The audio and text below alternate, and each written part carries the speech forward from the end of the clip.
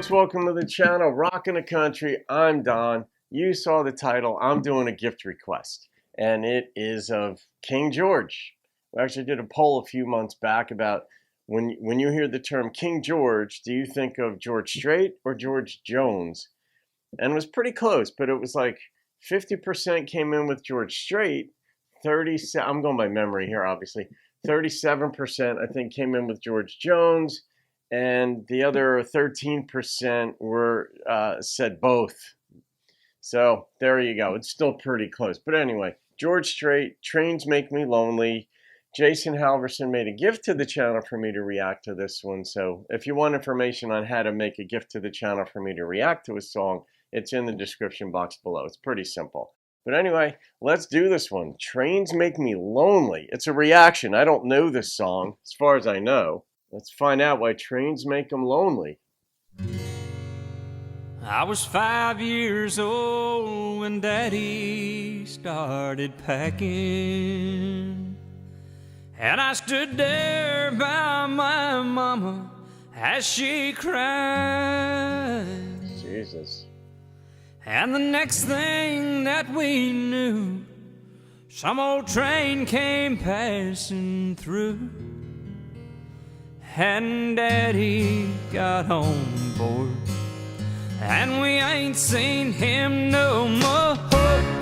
I wonder why trains make me lonesome.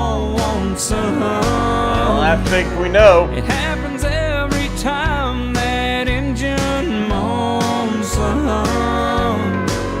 And when I hear that whistle blow, it makes my heart sink low. And I wonder why trains make me lonesome. It was a cold, dark night when I drove her to the depot. There were tears in my eyes and a ticket in her hand. Oh. And as we stood there by those tracks, I knew she wasn't coming back. Yes. So I turned and walked away. Wait, the her there, who was that? That's not his mother. She wasn't coming back. That doesn't sound like a mother. That sounds like a wife, fiance, girlfriend, a significant other.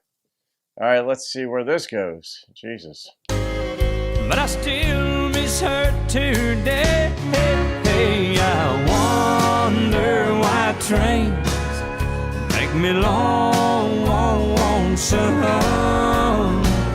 It happens every time that engine moans.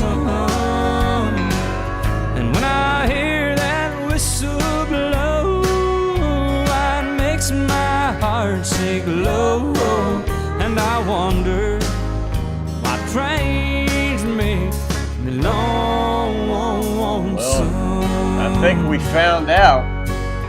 Well, this office building looks like Central Station, and those ink spots look like engine number 9. And this couch on which I lay, supposed to haul my blues away. That old pipe that you keep toking is like an old cold. Oh, that's gotta be, is that a therapist he's talking about? He's laying on a couch. You always think that's a therapist. And then this pipe that you've been smoking, that sounds like, you know how like that picture in the movies or whatever, where you got the stodgy old psychiatrist and he's smoking a pipe and he's boring as could be. All right, let's find out. Engine smoking doctor, I wonder why trains make me lonesome. It happens every time that engine moans. And when I hear that whistle blow, it makes my heart sink low. Yeah. And I wonder why trains make me lonesome.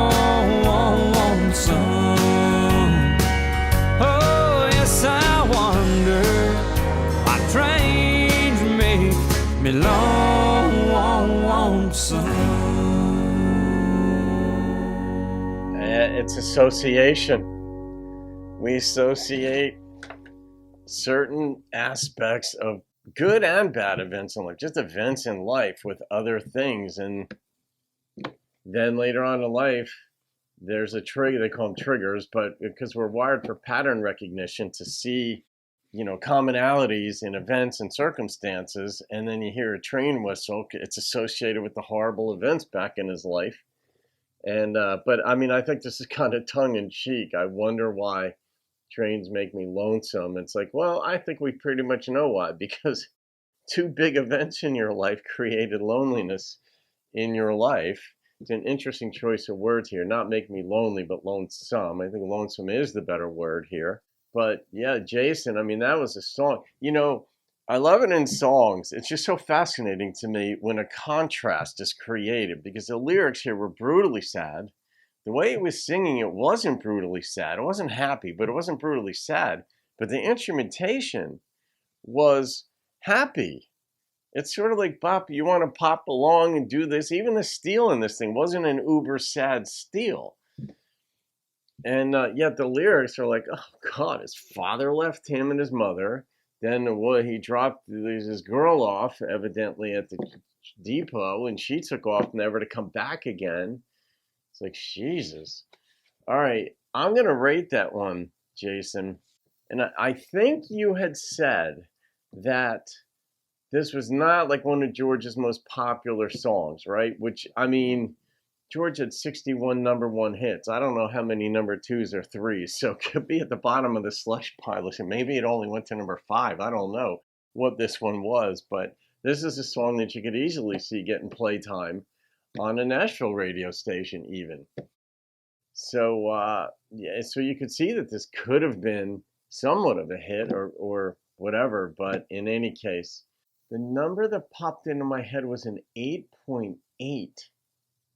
So I'm going with it. Lyrically, it's relatively simple. The instrumentation carried the song in many ways. So Jason, thank you again, my friend. We can all thank Jason for bringing this one back. And it's the first time I'd heard it. So there we have it. Have a great day. See you on another video. Keep rocking the country, folks.